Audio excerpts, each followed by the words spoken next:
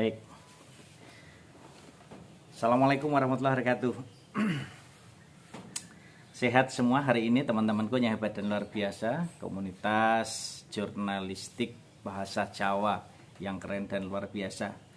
Semoga hari ini menjadi salah satu bagian penting dari upaya kita untuk terus berkarya melalui tulisan-tulisan kita. Dan tentu saja itu menjadi salah satu dimensi terbaik bagaimana kita mengupayakan untuk terus berliterasi dengan Ratu Lisa, rajin menulis dan membaca untuk kemajuan dan kejayaan Indonesia. Gimana Mas Wisnu? Masih terus menulis atau hanya membayangkan menulis?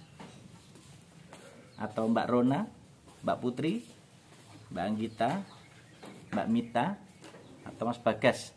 Gimana? Selama ini upaya-upaya untuk menuangkan ide gagasannya berhenti di sebelah mana? Di traffic light atau di mana? Sudah menulis Pak, tapi tidak lolos publikasi, belum lolos. Jadi tetap nulis, tapi setelah dikirimkan ke media cetak belum lolos gitu ya? Ya, belum lolos Pak. Oke, jadi dari proses yang sudah dilakukan, biasanya nulis apa Mbak Mita? Saya opini biasanya Pak. Opini? Ya, Opini apa yang sudah ditulis Mbak Mita? kemarin saya ikut tentang kekerasan terhadap perempuan dan anak-anak Pak. Oh, kekerasan terhadap perempuan, terhadap anak-anak ya? Ya, temanya itu. Oh, memang selama ini perempuan suka mengerasi anak-anak ya? Enggak, maksudnya kekerasan terhadap perempuan dan anak-anak. Oh, jadi kekerasan terhadap perempuan dan anak-anak ya? Jadi yang jadi korban itu perempuan dan anak-anak? Ya, Terus yang mengerasi siapa? biasanya itu dari orang tua atau biasanya dari suaminya, biasanya gitu Pak. Oh, dari orang tua atau suaminya ya? Itu sering Ya. mengerasi wanita dan anak-anak ya? Ya, Wah, yang jadi korban ini wanita sama anak-anak dong? ya, Wah, terus itu berarti topiknya itu. ya. Nah, Temanya kemarin temanya itu. Jadi saat kita mau praktik nulis opini itu temanya kan itu dulu ya, tentang kekerasan terhadap wanita dan anak-anak gitu ya. betul. Nah, itu topik awal. Jadi yang sudah menjadi mindset cara pandang kita itu bagaimana kita bisa melihat fakta dan data empirik yang selama ini bahwa banyak wanita dan anak-anak yang menjadi korban begitu ya. Ya Pak. Nah, itu Mbak Mita sudah dituangkan dalam rangkaian permasalahan di bingkai awal. Sudah Pak. Sudah. Tapi belum lolos. Oke, nggak masalah. Jadi lolosnya dipikirkan belakang saja. Tapi topik itu tadi berarti topiknya tentang wanita, kekerasan terhadap wanita dan anak-anak. Itu di rumah tangga atau dalam kehidupan bermasyarakat? Semua Pak. Semua ya. Jadi memang Mbak Mita mencoba membuka tabir itu semua ya. Ya, Oke, berarti tahap awal kita problematika topiknya itu. Nah, saran Pak Romadi, ketika nanti menulis lagi atau direvisi, coba difokuskan. Kita mau lihat di ranah keluarga, ranah sekolah, ranah masyarakat, atau ranah mana gitu.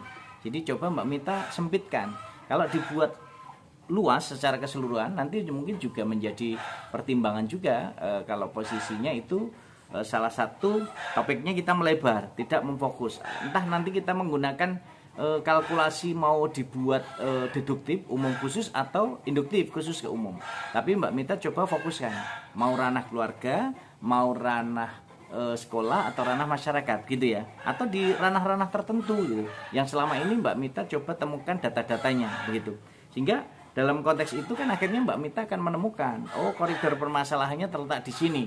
Nah, itu topik awal sebagai latar belakang masalah. Nah, Mbak Mita untuk menggali data-data itu dari mana? dari pengalaman orang-orang sama saya pernah baca pengalaman orang di Twitter biasanya Pak. Itu Oh, banyak. pengalaman ya, pengalaman di Twitter. Satu, sumbernya dari situ. Terus sumber lain dari? Jadi baca pengalaman orang lain sama cerita orang lain itu Pak. Sumbernya berarti dari pengalaman orang lain di Twitter, terus cerita orang. Ini cerita langsung atau hanya jari ini katanya? Diceritakan. Oh, diceritakan langsung dari yang mengalami. Iya Pak. Ya, langsung yang mengalami. Jadi ada narasumber langsung ya. Meskipun tidak disebutkan nama, alamat dan lain sebagainya. Nama, alamat disamarkan. Kalau ada yang mirip itu kebetulan saja gitu ya. Jadi yang kedua itu bahwa dari cerita dari narasumber langsung ya. Terus yang ketiga dari mana lagi? Saya dapatnya dari itu saja Pak. Itu saja. Ada enggak yang dari hasil-hasil penelitian gitu? Misalnya dari hasil penelitian pusat studi atau perguruan tinggi atau LSM atau mana gitu? Pernah? Jurnal mungkin Pak. Jurnal, oke. Jurnal. Oke, jadi teman-teman yang pada luar biasa, para komunitas jurnalis maupun komunitas penulis maupun komunitas pembaca ataupun komunitas Ratu Lisa di seluruh Indonesia. Jadi setelah kita menemukan topik untuk mempraktikkan menulis opini, kita coba identifikasi nih. Jadi identifikasi problematika dan permasalahannya. Ini kira-kira ruang lingkupnya seperti apa, fakta dan data empiriknya seperti apa, dan tentu itu akan memberikan dampak terhadap ide gagasan yang mau kita tuangkan dalam bentuk tulisan itu.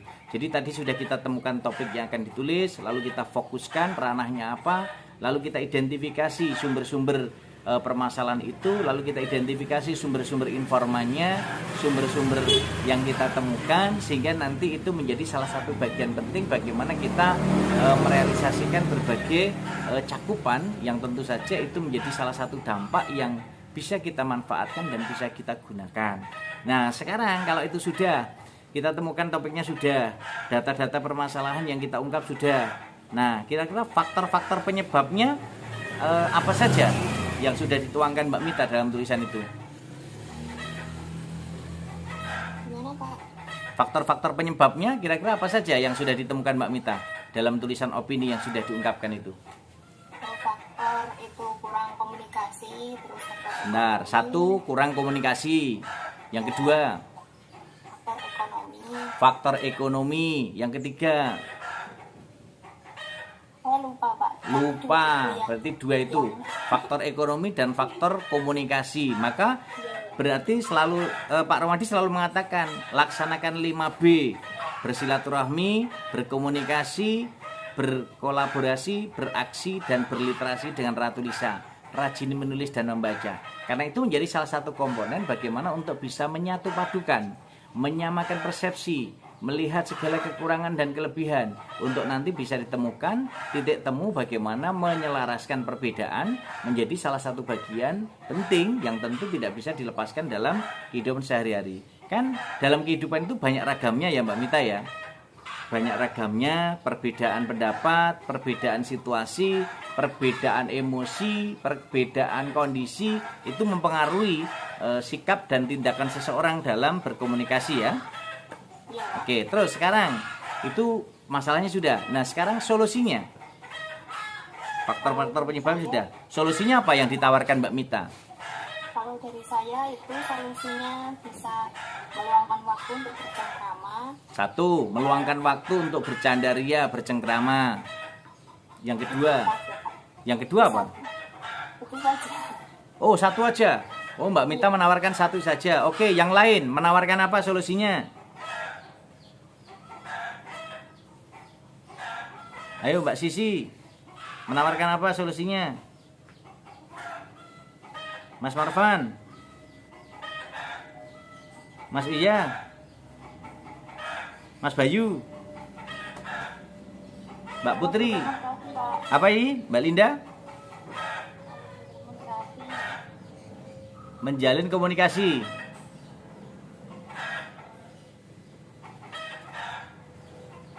Apa Mbak Linda? Mbak Linda? Menjalin komunikasi. Bentar, karena tidak terdengar suaranya. Atau yang lain dulu, mungkin Mbak Linda jaringannya masih belum, atau jaringan Pak Romadi yang error ya.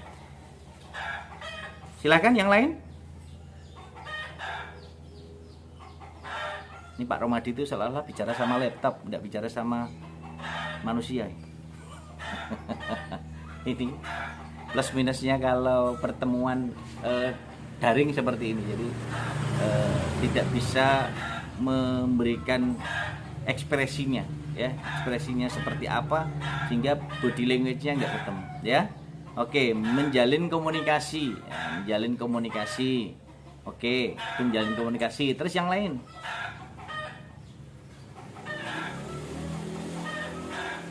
Ada yang lain? Apa? Saling menghargai.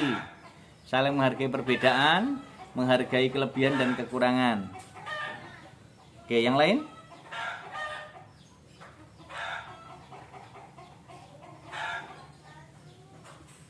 Silakan, yang lain? Mungkin meningkatkan iman dan religiusitas, Pak. Oh, meningkatkan iman dan religiusitas sehingga nanti akan semakin istiqomah ya, menghargai. Ketika orang bisa semakin religius, insya Allah akan bisa saling menghargai begitu ya. Oke, yang lain?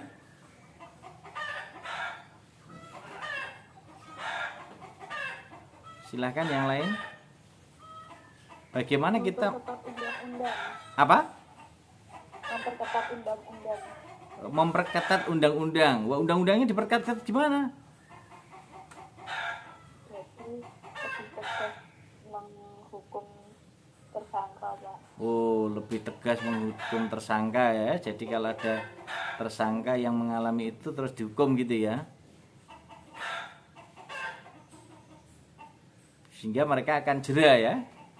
Jadi itu salah satunya dengan penguatan itu ya. Nah, sehingga posisi itu ketika kita kuatkan dalam beberapa komponen, kita memberikan solusi. Jadi tulisan opini itu teman-teman bisa melihat bagaimana bisa hasilkan tulisan yang berbobot ketika menemukan topiknya, lalu topik itu dilandasi dengan fakta dan data empirik permasalahannya, kemudian permasalahan itu diungkap faktor-faktor penyebabnya apa. Kemudian dari situ kita berikan solusi. Nah, setelah kita berikan solusi, lalu kita buat simpulan. Nah, simpulannya apa kira-kira sekarang?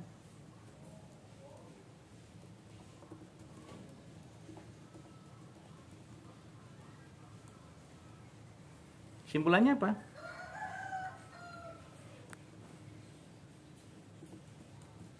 Kalau saya kesimpulannya dari penggabungan penyebabnya itu sama solusinya itu, Pak. Terus yang lain?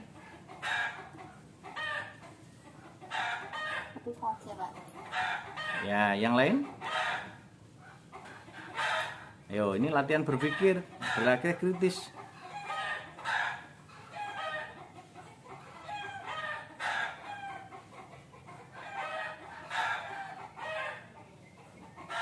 Silakan.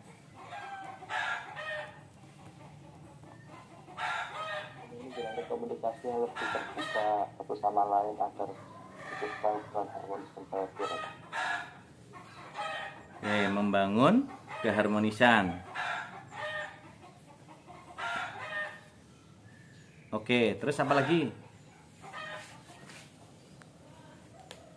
Jadi maksud Pak Romadi begini, ketika teman-teman menuliskan sebuah ide dan gagasan, itu menjadi salah satu bagian penting bagaimana kita mendasarkan fakta dan data empirik yang kita temukan, entah itu melalui observasi, entah itu melalui riset mini, baik itu dengan wawancara dengan para narasumber ataupun dari yang lain. Nah, sehingga ketika kita menjadi seorang jurnalis ya, baik di media cetak maupun media online, ini betul-betul bagaimana menyeimbangkan data yang kita peroleh, sehingga tulisan-tulisan kita itu betul-betul berbasis fakta dan data empirik, bukan sekedar opini kosong atau berandai-andai atau berimajinasi. Jadi teman-teman ini betul-betul harus bisa menyediakan waktu, menyediakan diri untuk riset, untuk melihat dari apa yang sudah ditelaah dan dikaji sebelumnya. Sehingga itu menjadi salah satu dasar, menjadi salah satu sumber untuk pengembangan sistem ini, bagaimana menjadi seorang jurnalis media cetak dan jurnalis media online. Jadi tulisan-tulisan yang dibuat itu betul-betul sudah berdasarkan fakta dan data empirik. Sebagai contoh, kita lihat kasus ya, teman-teman lihat baca berita di media cetak dan online. Sekarang ini kasus yang lagi booming apa? Kasus apa? Somasi yang dilakukan oleh siapa dengan siapa? Ayo, ini jarang baca berita ini. beritanya kritik yang dibungkam, Pak.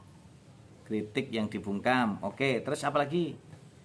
Yang ini yang lagi hit ini antara hasil penelitian dengan apa yang masih didiskusikan panjang kali lebar sama dengan luas itu?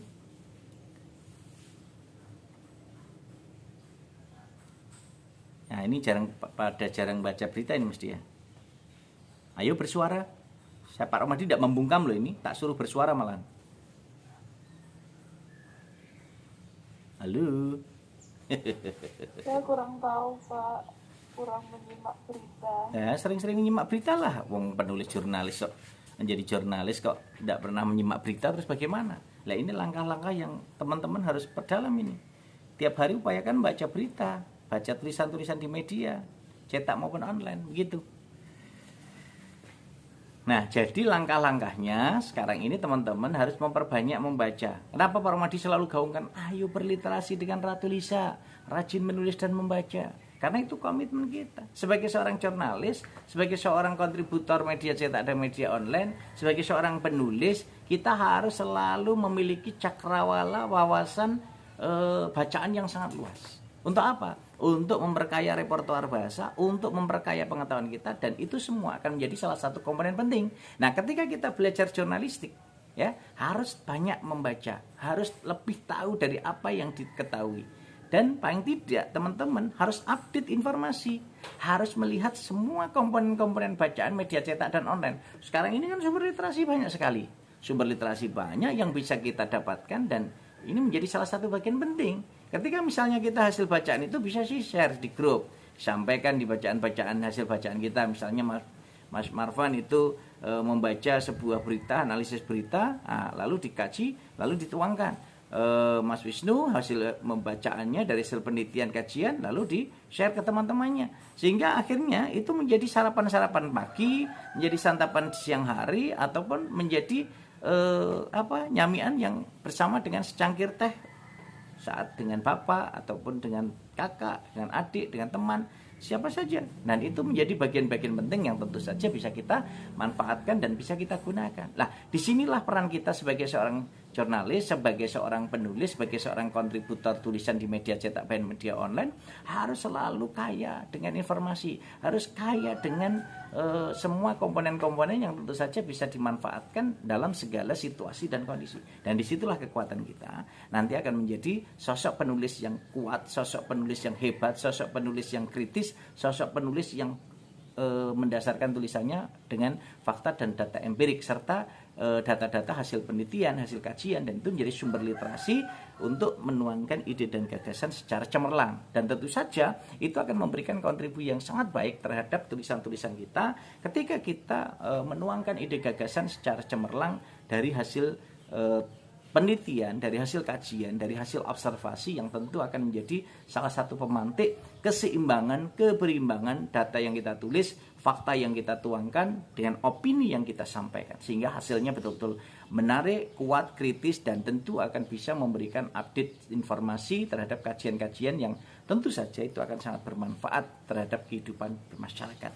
Teman-temanku yang hebat dan luar biasa, menjadi seorang penulis itu memang bisa dikatakan mudah ketika kita mau menulis dan berlatih menulis. Menulis dan menulis. Membaca dan membaca. Sehingga mengintegrasikan antara rajin menulis dan membaca dengan Ratu Lisa ini sebuah bagian penting yang terus kita lakukan. Dan kita tidak boleh jenuh, kita tidak boleh bosan, kita tidak boleh berhenti. Kita harus bisa meniru, melihat fakta-fakta para guru yang kreatif, para guru inovatif, para jurnalis-jurnalis yang terus melakukan identifikasi, melakukan riset, dan juga dari kajian-kajian para peneliti, para riset, dan itu menjadi salah satu bagian penting untuk memperkuat ide dan gagasan kita. Sehingga disitulah kekuatan kita nanti akan menghasilkan tulisan-tulisan yang mencerahkan, tulisan-tulisan yang mampu memberikan pengalaman bagi pembaca, tulisan-tulisan yang memberikan satu kontribusi nyata untuk kehidupan kita. Sehingga kita semua akan menjadi penulis-penulis hebat yang bermanfaat, menjadi penulis-penulis sejati yang selalu memotivasi dan menginspirasi, menjadi penulis-penulis bermartabat yang maslahat untuk umat. Semoga tulisan kita akan memberikan warna dan selalu menyinari dunia seperti bintang, bulan, dan matahari yang selalu menyinari bumi, baik tampak maupun tidak tampak oleh manusia. Oleh karena itu, selalu berliterasilah dengan Ratu Lisa, rajin menulis dan baca untuk kemajuan dan kejayaan Indonesia. membacalah untuk menulis dan menulislah untuk dibaca umat sepanjang hayat. Terima kasih, salam hebat dan luar biasa. Bersama saya Muhammad Rahmadi, Ratu Lisa, rajin menulis dan membaca untuk kemajuan dan kejayaan bangsa Indonesia.